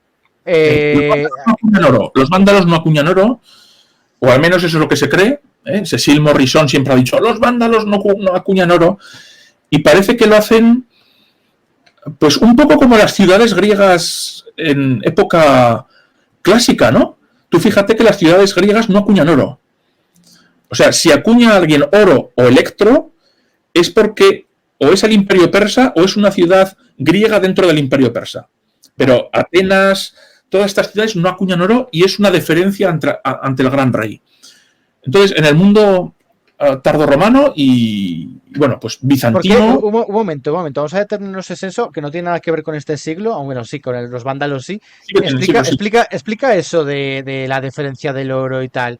Explícalo con un poco más en detalle, que no lo he entendido bien. Bueno, obviamente no tenemos documentos como en época tardomedieval o más tarde y aquí se puede acuñar esto y no. Todo depende de los tesoros y de las evidencias que tenemos, ¿no? Pero los vándalos sí que acuñan, porque aparecen sus nombres, ¿no? Aparecen sus nombres en la moneda de plata y de bronce. Se ha hablado mucho de cuándo empezamos a tener emisiones pseudoimperiales vándalas. No, a ver, acuñar oro es algo muy serio. No, igual que hay distintos públicos y no todo el mundo recibe o maneja oro, plata o bronce, o cobre, que no es lo mismo, o vellón, no todos los estados sucesores o poderes pueden acuñar oro. Es solamente los que están vinculados al gran jefe. Y esto está muy claro en las monedas llamadas pseudoimperiales o cuasi imperiales, ¿no? O sea, si tú puedes reconocer que en la moneda pseudoimperial, es decir, antes del 580, hay una región que parece que produce monedas imitativas de las bizantinas, pero con un carácter diferencial, o sea, lo que llamamos monedas pseudoimperiales, eso es porque en esa región hay un poder que está bien vinculado con el poder imperial, y al cual se le permite acuñar esas monedas. La gran cuestión aquí es por qué se le permiten acuñar estas monedas y no recibe simplemente monedas imperiales, ¿no? Porque, o sea, ¿cuál es la lógica de que tú no utilices una moneda de Anastasio y acuñes una que parezca de Anastasio, que sea de peor calidad y que hagas todo el proceso de fundir, refundir? Bueno, pues la respuesta es compleja, pero aquí lo fundamental es que ese poder que emite monedas imitativas pseudoimperiales a nombre del emperador de oro, al tener este privilegio, digamos que está consolidando de cara al exterior y al interior su posición, ¿no? O sea el rey que sea, o sea el poder que sea. Y que todo esto forma parte de un tinglado en el que con esas monedas de oro él hace pagos o hace funcionar unas necesidades de su estado palatino, o igual que los ostrogodos o los imperiales, pero a pequeña escala, ¿no? En estas monedas tú puedes poner tu monograma o no. El monograma también lo hacen muy pocos, los ostrogodos y los burgundios. Que aquí tenemos Anastasio, pero luego pongo Ub, que es un dobado, y eso ya es un nivel superior, ¿no? O sea, yo puedo poner el monograma de mi nombre en una emisión en la que respeto el nombre de Anastasio, que está en el anverso, mi monograma está pequeñito en el reverso, pero está... Entonces hay una jerarquía, ¿no? Y hay poderes que no están vinculados al Estado imperial, los vándalos, que son grandes enemigos de los bizantinos, hasta que desaparecen, como todos sabemos, con Belisario, el 533. Este poder no acuña oro, no se atreve a acuñar oro, no tiene permiso para acuñar oro. Emite moneditas, no muchas, de plata y de metales más bajos, pero pocas, o sea, tampoco... Pero fíjate, no, eso es raro, ¿no? Porque a pesar de que son grandes enemigos, decir que no tiene el poder para emitir oro es como una especie de... Somos enemigos, pero oye, que tú no me das permiso para emitir oro, ¿no? De alguna manera no tengo la legitimidad para hacerlo o alguna cosa de esa. Es curioso, ¿eh? Sí, bueno, reconocen que la autoridad última, ¿no? Es como si hoy estás fuera ¿sabes? De la ONU, de la Sociedad de Naciones... Estás fuera de lo que se llama la comunidad internacional, ¿no? La comunidad internacional, según las épocas, ha sido muchas cosas, ¿no? Ha sido, pues, que un rey se convierta al cristianismo, un rey vikingo, ¿no? Para ser parte de la Commonwealth o del... Sí. O en esta época, el ser miembro de la Commonwealth o de la Sociedad de Naciones es que el emperador te reconozca, ¿no? Vale. Y pobre de ti si no te reconoce y además quiere ir contra ti, que es lo que hace Justiniano cuando dice, bueno, esto que te concedió a ti Anastasio, a Teodorico y que ha funcionado hasta aquí se acabó. Ya tú, Totila o Baduila, yo esto no lo renuevo, ¿no? Es como un alquiler de una casa, se acabó el contrato, ha durado 7 años, 15 años, esto se acabó. Sí. Y entonces ya no te renuevo y además me lo devuelves porque si no lo tomo, ¿no? Bueno, pues esto es lo que se llama el mundo pseudoimperial, ¿no? Estas series que te digo que dependen de la aquiescencia y seguramente del oro imperial. Incluso en época visigoda se dice, en tiempos del siglo VII, que se consigue el oro en el comercio transmarino internacional. En el comercio transmarino internacional. Yo nunca he creído en la explotación de las minas del noroeste, y si había, pues es como si se va en el lejano oeste, ¿no? Sacas tu cedazo, sacas oro, posible. Pero el oro visigodo... ¿Y te refieres a lo de la zona de las médulas donde sacaban el oro para Augusto y para todo esto? Sí, yo no creo que el oro visigodo venga de ahí. El oro, además las fuentes dicen que es comercio transnacional y un comercio, pues como hoy si compras misiles Patriot, ¿no? O lo que sea, que te tienen que permitir comprarlo. Vale. El oro lo tienes que adquirir si te permiten adquirirlo y por comercio internacional. Porque en la Hispania visigoda, ¿el aztecas cuáles eran? Bueno, Ruth Pliego lo ha estudiado muy bien, ¿no? Hay 100 cecas, llega a haber 100, menos que en el mundo merovingio, en que el desparrame es espectacular, ¿no? O sea, no solamente tienes ciudades, sino que tienes iglesias y barrios. Bueno, espectacular. Pero bueno, 100 cecas en la península ibérica no está No está mal. nada mal, no está nada mal, no todas acuñan al mismo tiempo, pero hay 4, ¿no? Que son las que hacen el 50%, que son, pues eso, Mérida, Hispalis, Córdoba y Toledo, ¿no? Que son los grandes centros de poder, están todos en el sur, son luego las grandes ciudades de lo que va a ser el poder andalusí también. Y bueno, es que el mundo visigodo es un mundo más mediterráneo que germánico, ¿no? Hay una élite germánica, pero es un mundo muy integrado en el mundo mediterráneo bizantino, y ese sería otro gran tema, ¿no? ¿Por qué se llama Pius Inclitus y toda esta titulatura que tiene Lovigildo, etcétera, etcétera? Que aún no hemos dicho todo sobre el mundo visigodo, no hemos dicho todo sobre el mundo visigodo de Toledo, ¿no? Que, bueno, pues tiene esos... creo que en el catálogo de Ruth había 7.000 y pico tremises. Ella me comentó hace poco que se podía llegar a los 10.000. Es más o menos los tremises que se controlan para la Galia merovingia.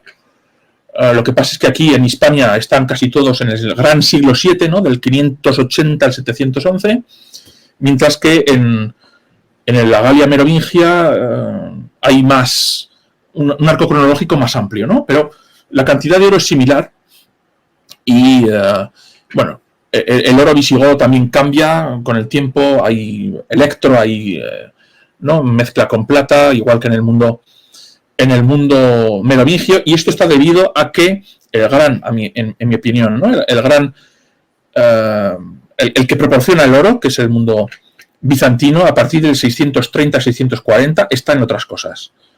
Está en unas guerras a muerte con el mundo sasánida de Cosroes, sí. Y luego está con el mundo islámico y no está para desviar ni proporcionar oro como lo había hecho durante un siglo y medio. Y esa es la gran causa, en mi opinión, de esa llamada devaluación o disminución del contenido de oro en las monedas, hasta que, para muchos, el mundo medieval empieza cuando tenemos este cambio hacia el 680, ¿no? Más o menos a la moneda de plata. A la moneda de plata, que va a ser bueno, pues el denario medieval carolingio de toda la vida, ¿no? Así que ese siglo V-VI está marcado, pues, en gran parte en Oriente y en Occidente por el oro, que es mucho más que una moneda, son lingotes. Hay que pensar que toda la joyería germánico-escandinava, esas fíbulas, esos broches, esos collares que están, pues, en el Museo del Oro de Estocolmo, por ejemplo, ¿no? Están hechas casi con total seguridad a partir de sólidos fundidos. Están hechas porque no hay oro en Escandinavia y porque corresponden además los pesos y la pureza a esta moneda, que servía como algo mucho más que una simple moneda, ¿no? Pero... Y luego no hemos tocado este tema porque nos estamos centrando mucho en Bizancio, en Roma, en los pueblos bárbaros, por así decirlo. Pero claro, tenemos otro gran pueblo que lo has dicho antes, el Sasánida, sí. Que eso sí que acuñaba mucha plata. Porque mucha. El contraste porque, claro, esos acuñaban mucha plata, también acuñaban oro. Claro, allí, digamos que tenían otras fuentes de materia prima, ¿no? Para poder acuñar todo eso, digamos. Pues, o sea, digamos, su situación económico-financiera sería bastante distinta a lo que al mundo occidental. Pues mira, Jesús, es que en esto de nuevo sabemos poco. Primero porque Irán es Irán, o sea, no ha sido fácil estudiar, ni investigar, ni excavar allí. Tradicionalmente hay pocos catálogos, aunque, bueno, está la Universidad de Viena y, ¿no? En general también el gabinete de Viena, que es la gran puerta de Europa hacia el mundo asiático, y si tú ves algo interesante sobre el mundo sasánida, casi seguro que está publicado en Viena, ¿no? Pero, bueno, curiosamente, fíjate que hay 100 cecas también, como en el mundo visigodo. Y el estilo de acuñación a mí me recuerda en bastantes aspectos al mundo visigodo, aunque sean, como bien has dicho, monedas de plata, ¿no? Las acuñadas. Es el modelo del dirham andalusí, ¿no? Y ellos se inspiran claramente en el modelo sasánida. Bueno, y del futuro Miliaresion también, que... También el Miliaresion, sí. Pero sí, la moneda de plata es la reina, aunque no la única, porque sabemos, como bien has dicho, que también hay oro, poco, pero hay emisiones de oro, y también hay emisiones poco consideradas hasta ahora de cobre o bronce. Lo que pasa es que, bueno, pues vienen de excavaciones arqueológicas, son pocas, pero parece que es más importante de lo que se había supuesto, ¿no? Yo la verdad es que sé poco, hay poca gente que sepa algo realmente sobre esto, pero bueno, estas cecas parece que también, como este mundo tardoantiguo a la romana, ¿no? Palatino regional que hemos comentado, estas cecas están muy vinculadas a los gastos y a las necesidades de este estado que es el monárquico sasánida. Hay cecas que tienen inscrito el nombre palacio, como en el mundo merovingio, por cierto, y hay algunas que están vinculadas clarísimamente al mundo militar, ¿no? Parece que ahí, como en el mundo musulmán posterior, las soldadas se pagan en la moneda de plata, que había sido la tradicional también en el mundo romano, ¿no? Eso es lo primero. Lo segundo es que, bueno, hasta hace poco uno ya era experto en moneda sasánida si sabía distinguir a los soberanos por las coronas, ¿no? Pues mira, esto es almenado, aquí está el corimbos, el moño, no sé qué. Entonces tú vas, pues este es Peroz, este es Cosroes, Segundo, Barram, ¿no? Todos los reyes, pero conocemos muy poco de la circulación monetaria sasánida en Occidente, incluso en el mundo bizantino. Siempre hay tesoros, hallazgos sueltos, colecciones, más o menos te puedes hacer una idea. En el mundo sasánida esto brilla por su ausencia, con lo cual la parte arqueológica académica del tema queda muy amputada, ¿no? Y en esas sociedades, entre monedas de oro, por ejemplo, que era lo que, yo qué sé, si se tenía que pagar, pues yo qué sé, un rescate o cualquier cosa de estas una derrota que tenía que pagar, bueno, todo este tipo de cosas, ¿estaban equivalentes las monedas de oro de un lado o de otro? Es decir, bueno, ya me entiendes lo que quiero decir, ¿no? Incluso de plata, tal, o sea, ¿había circulación también que se filtraba de alguna manera o era algo muy cerrado? Es la gran cuestión de la moneda y de las regiones abiertas o cerradas, ¿no? Que ya existe en el mundo helenístico. Egipto es la gran región cerrada, el mundo seleucida, el posterior persa, es la gran región abierta. A ver, hay momentos de colaboración romano-sasánidas para frenar a los hunos en el Cáucaso, y se habla de cómo se unen fuerzas en torno a, las fuentes son romanas, en torno a la unidad de cuenta probablemente de los sólidos. Pero no sabemos si cuentan en sólidos los persas, ¿no? Al mismo tiempo, los persas, en un momento has hablado de rescates y cosas así, rescatan a un rey sasánida, capturado en combate por los hunos heftalitas, Peroz creo que es, pagan una cantidad enorme de moneda de plata para rescatarlo, frente a los hunos heftalitas en el 480. Uh-huh. Entonces, bueno, pues hay áreas de influencia, y la moneda persa sasánida tiene mucha más proyección que el territorio sasánida. Prácticamente las tres grandes, de las cuatro, ¿no? De las cuatro, tres grandes familias unas viven en torno al mundo sasánida, que son los heftalitas, los kidaritas, los hunos rojos, los blancos, todos menos los negros. Los negros de Atila y toda esta gente están dentro del mundo monetario romano, y con los sólidos, y esto se ve, ¿no? en estos tesoros como el de Skizansky en Hungría, que es el 1% de un subsidio pagado al Urdu. Pero en toda la Asia Central, mucho más allá de las fronteras persas, la moneda sasánida es reina. En el norte de la India, en todo el Xinjiang chino, toda esta zona, la moneda persa o circulan sus imitaciones de unos, ¿no? Unas acuñaciones del siglo V, VI, VII impresionantes, con esas caras alargadas, los cráneos deformados, las narigueras, los ojos alargados, unas acuñaciones espectaculares, ¿no?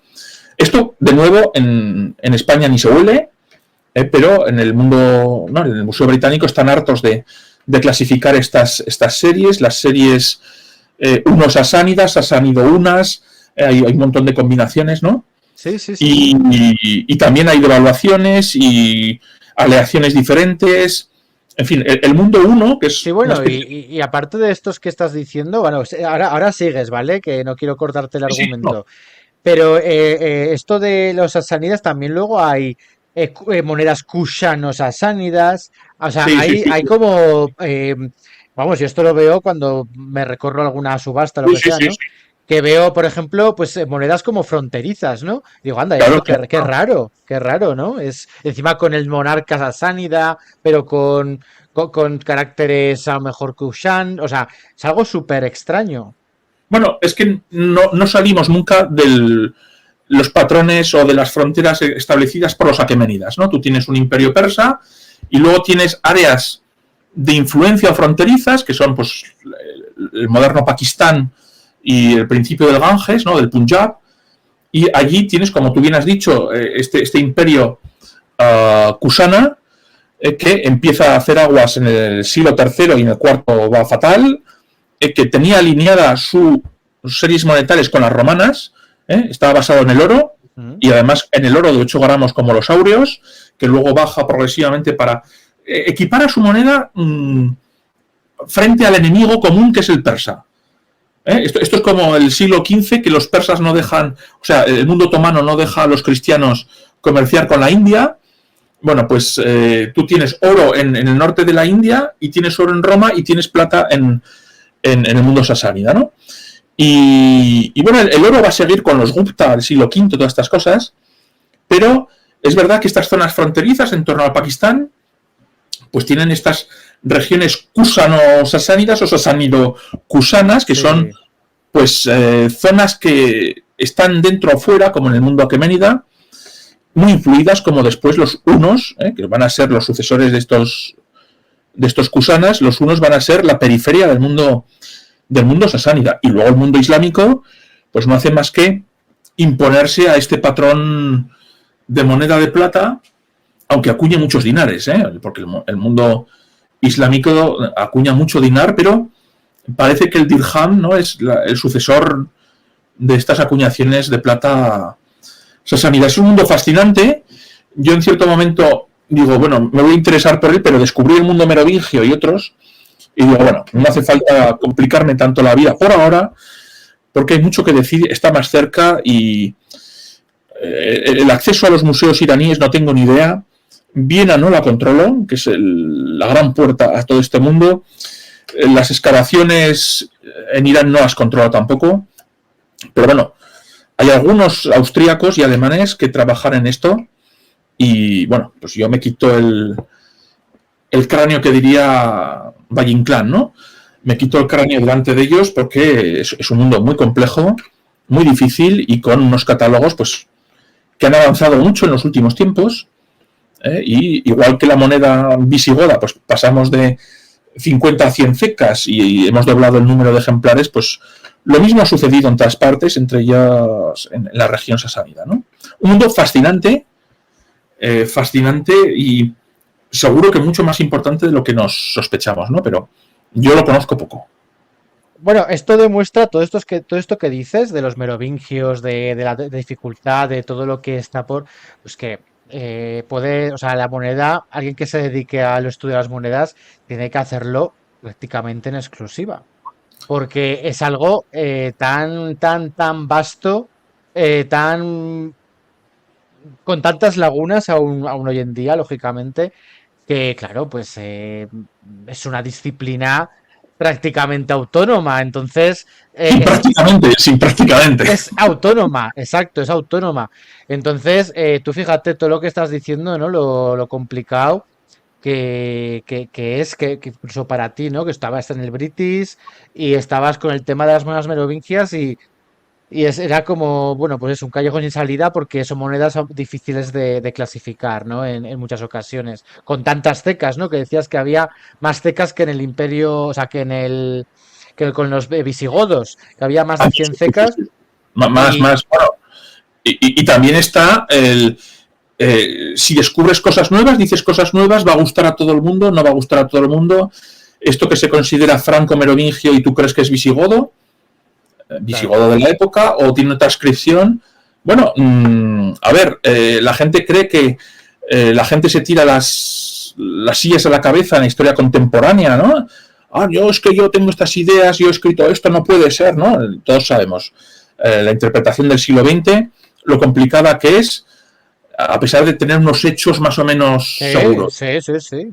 Pero en esta época, primero, los hechos no son seguros, muchos de ellos, y segundo, las interpretaciones y las adscripciones despiertan pasiones.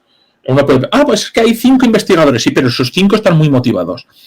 Y si tú desmontas este tinglado a este que está muerto, esto no va a gustar a sus discípulos.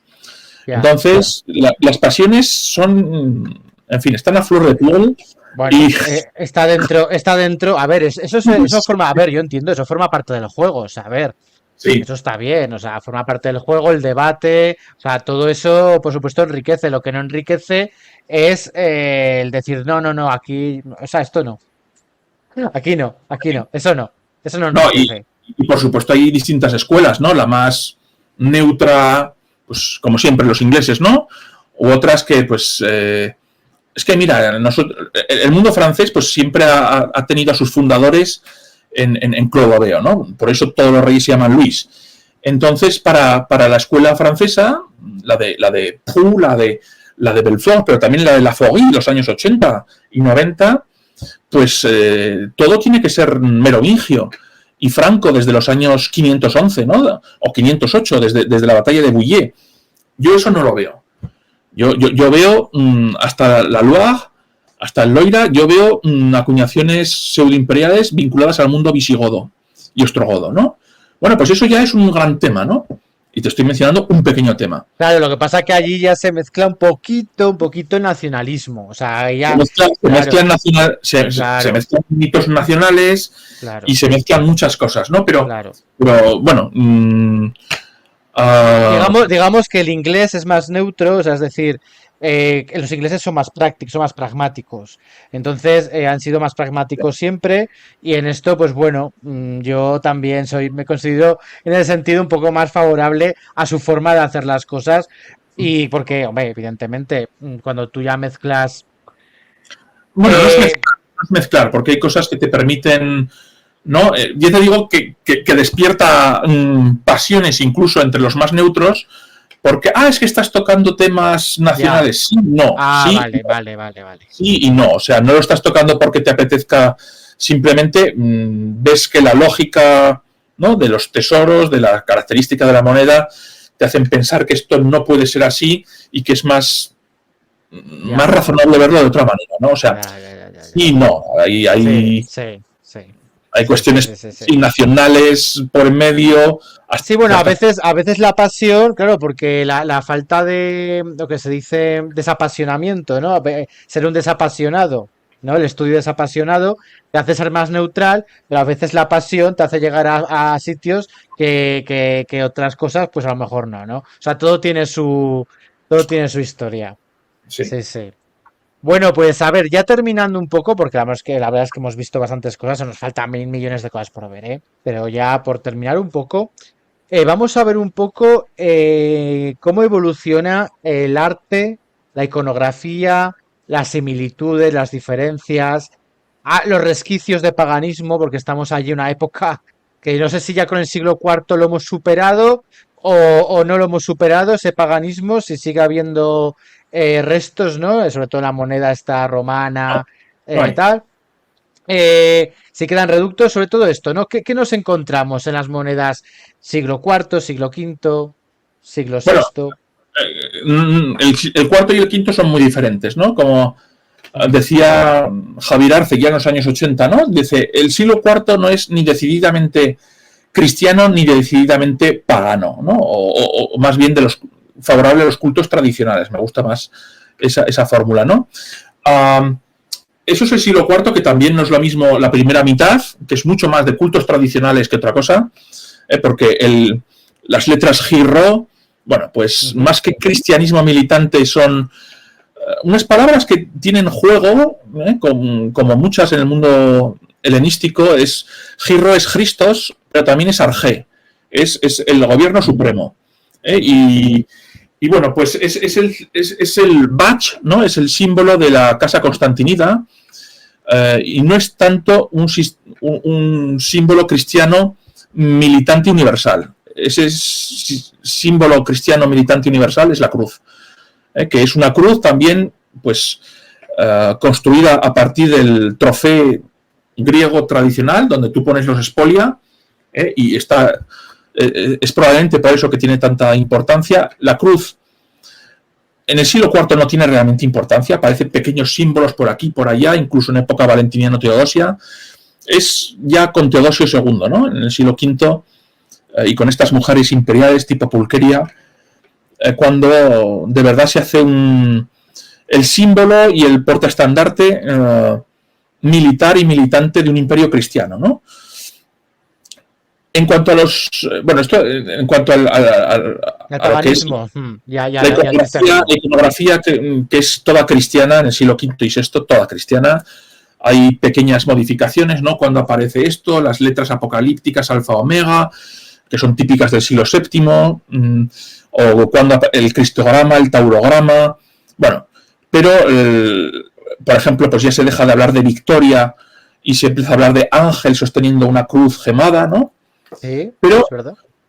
Pero en realidad es lo mismo, y a partir del siglo V, cuando Constantinopla es realmente capital, porque Constantinopla en el siglo IV no es, a pesar de ser fundada por Constantino y ser interesante, no es una verdadera capital imperial hasta Teodosio II, o si quieres Arcadio Teodosio II, antes era Antioquía.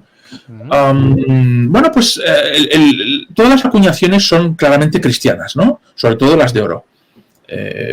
Inscrito una cruz o un taurograma, un ángel. La iconografía no es muy variada, pero hay algunas guías, ¿no? Por ejemplo, en Occidente gustan los bustos de perfil, mientras que en Oriente, en Constantinopla, en Tesalónica, gustan los bustos de 3/4, ¿no? Estos bustos un poco casi de tipo apolíneo, con casco, con escudo, también grabado, con lanza en ristre. Posiblemente esta iconografía no es más que la pars pro totos, una reducción de una imagen muy estereotipada del emperador en profectio, en partida hacia la guerra, o en adventus. Es decir, hay que imaginar esta parte reducida del emperador con coraza, con casco, que está defendiendo las fronteras del imperio en profectio o en adventus, y que es por eso la gran imagen del imperio bizantino en guerra, ¿no? En Occidente, sin embargo, es la visión pues de perfil, que parece subordinada, y todo esto hasta que llegamos al siglo VII, que ya aparecen otras cosas, ¿no? Imágenes dinásticas, Heraclio con sus hijos. Sí. Se promocionan visiones mucho más. Incluso en el siglo VI aparecen con sus esposas. Aparecen junto a sus esposas. En el bronce, sobre todo, sí. En el bronce. Sí. Pero en el oro, que es el importante, en el siglo VII es cuando ya empezamos a ver cuestiones dinásticas, y en el siglo VIII es muy interesante cómo el pelo largo en cascada, ¿no? De los emperadores. Estoy pensando, pues, en estos del siglo VIII que se enfrentan al mundo islámico con sus bigotitos. Bueno, pues parecen sansás persas, ¿no? Sí. Están copiando las imágenes de los reyes persas, y podríamos hablar, pero no nos vamos a meter, pero Justiniano II, en sus grandes emisiones con los bustos de los dos Cristos que tiene, el llamado semítico, el balcánico, y Rey de Reyes, Res Regnantium, está adoptando no solamente una iconografía, sino una titulatura persa. Rey de Reyes, Rex Regnantium. Es la influencia persa en este árbitro de reyes que es el emperador bizantino. Entonces, bueno, la iconografía no es la iconografía cambiante de los siglos I, II, III, que es ya el apogeo de todo, ¿no?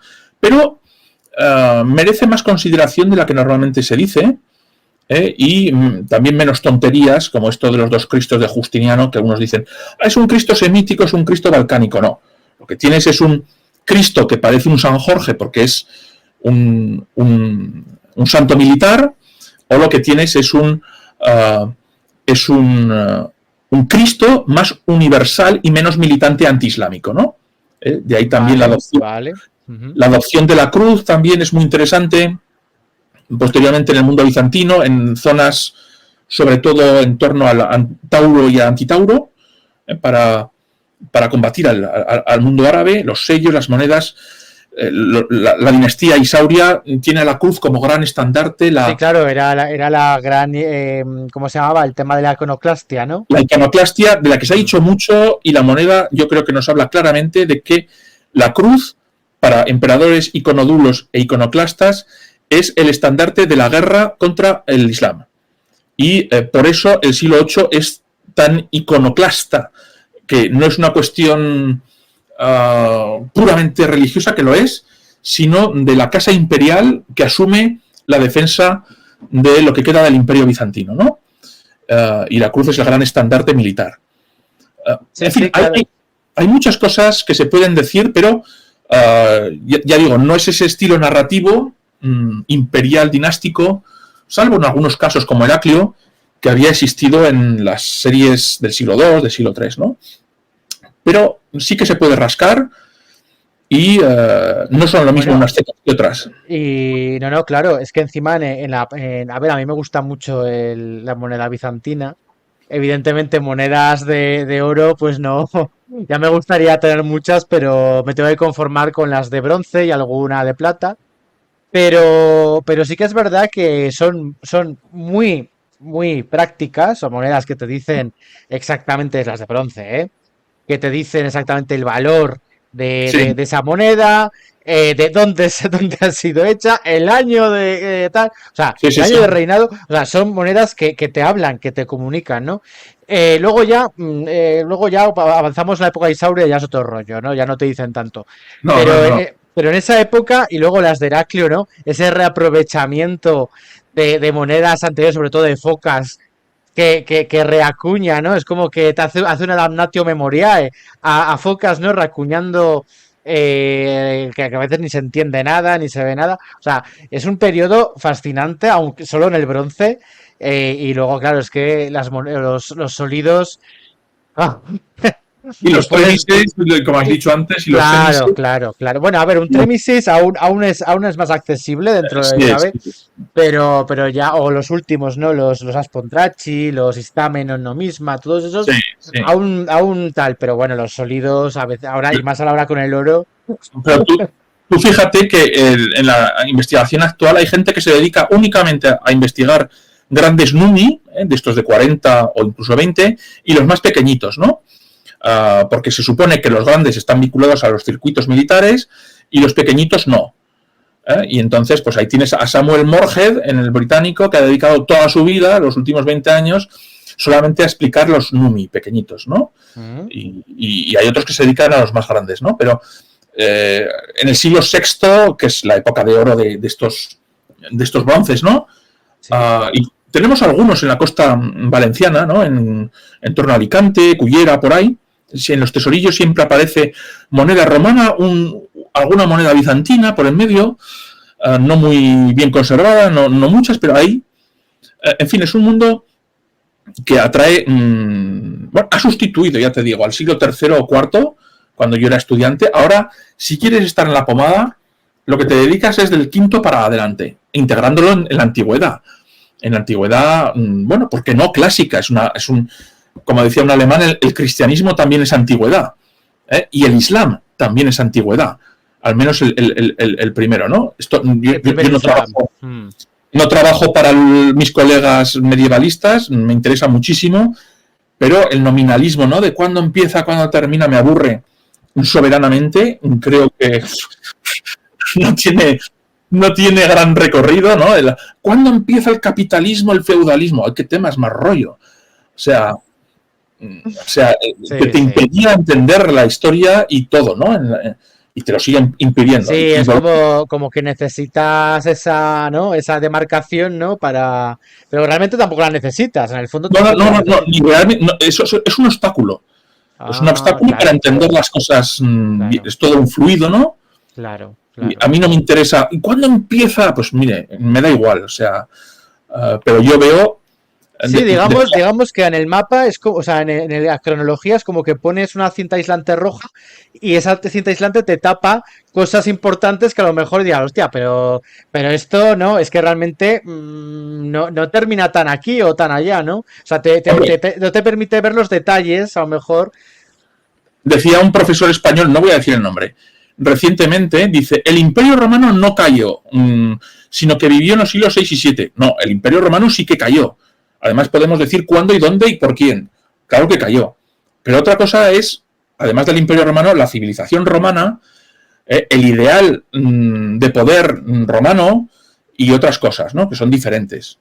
Pero el mundo tardorromano, civilizatorio a la romana... Ya, claro, es que hay gente que lo extiende hasta la caída de Constantinopla, ¿no? O sea, el Imperio Romano llega hasta la caída de Constantinopla, incluso la zona de Trebisonda y toda esta zona, ¿no?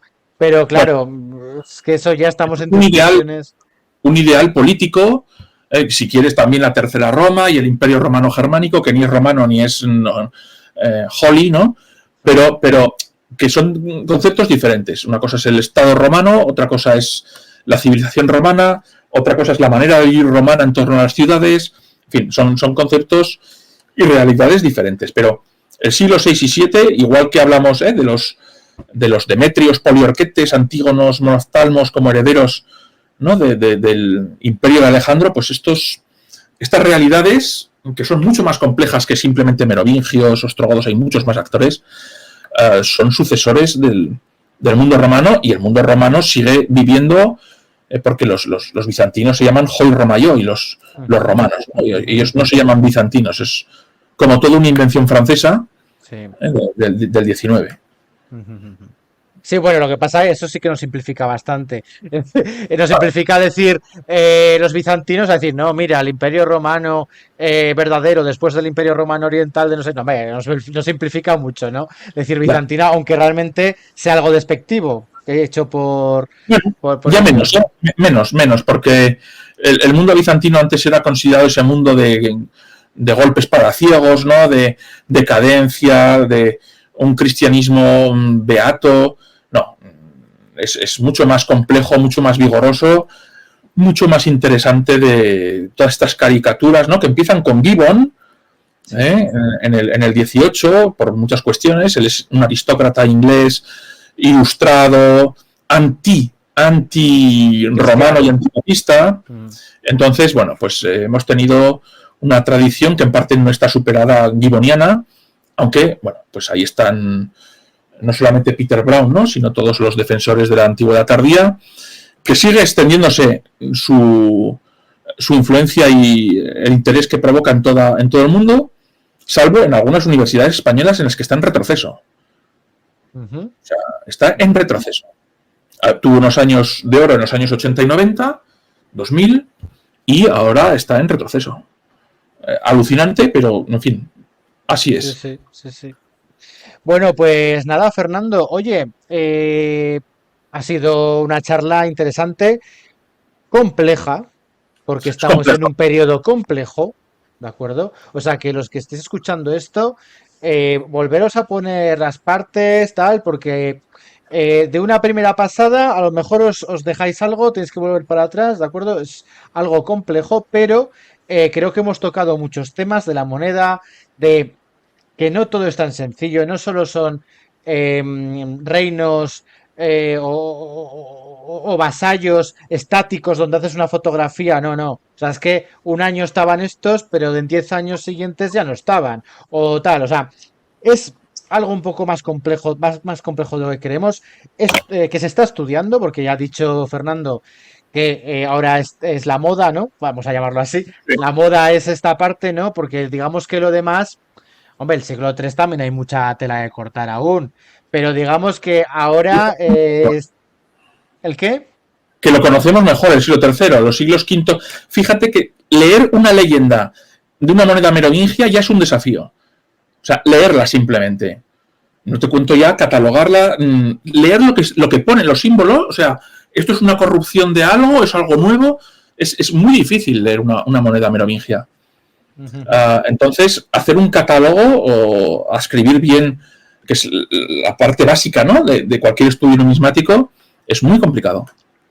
Bueno, luego te preguntaré o te pediré que me mandes bibliografía importante que crees que a las personas que puedan ver el vídeo, si les interesa el tema merovingio, el tema visigodo, el tema, cualquier tema de los que hemos hablado,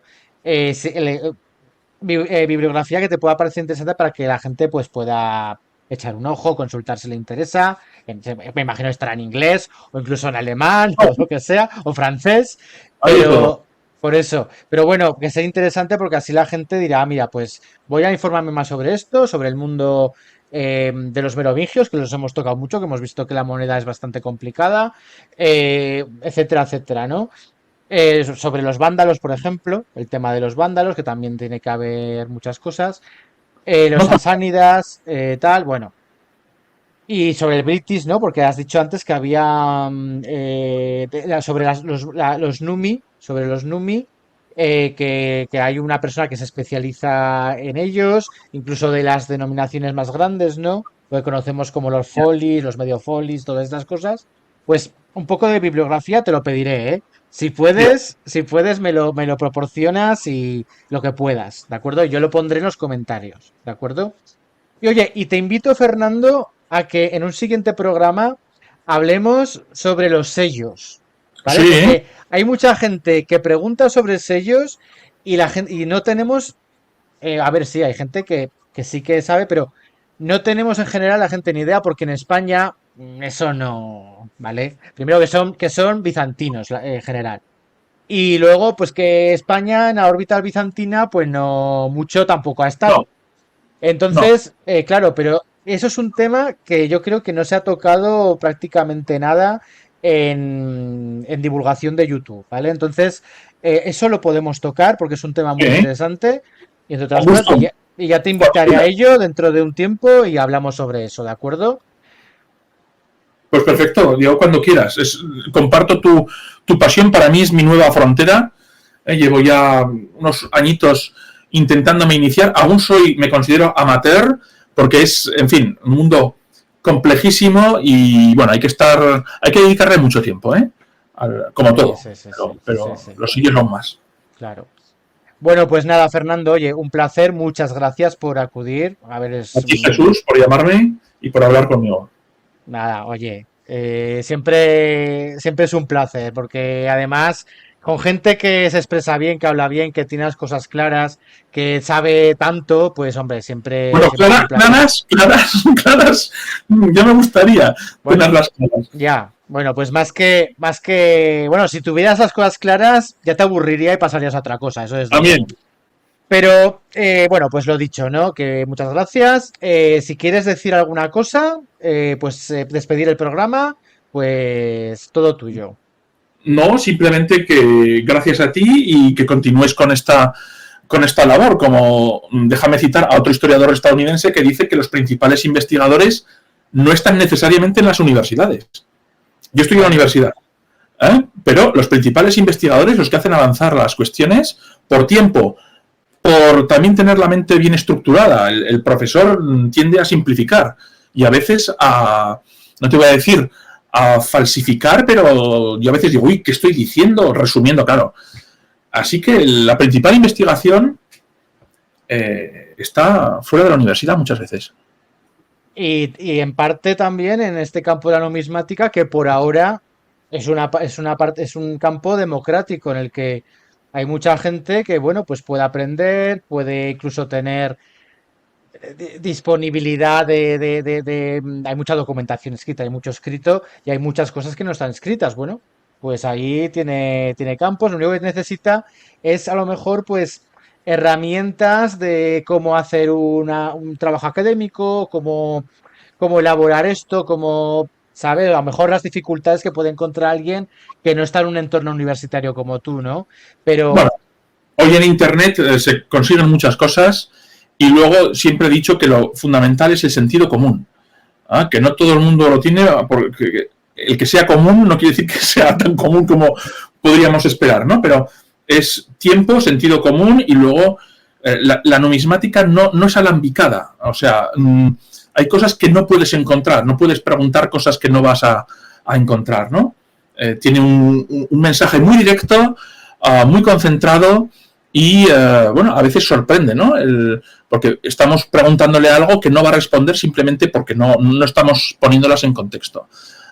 Pero es un lenguaje muy claro, genuino, auténtico, continuado, y este caso sí que lo cito, Ernst Beidian decía bueno, que en muchos periodos y con el tiempo se reconocerá la numismática como no la ciencia auxiliar que consideran algunos, sino como la histórica plena que es, y sobre todo pues para periodos oscuros, ¿no? exacto, exacto. Bueno, pues con esta última cita, esta reflexión, pues dejamos el programa y oye, y nos seguimos viendo. Hasta Eso luego. es. Venga, adiós.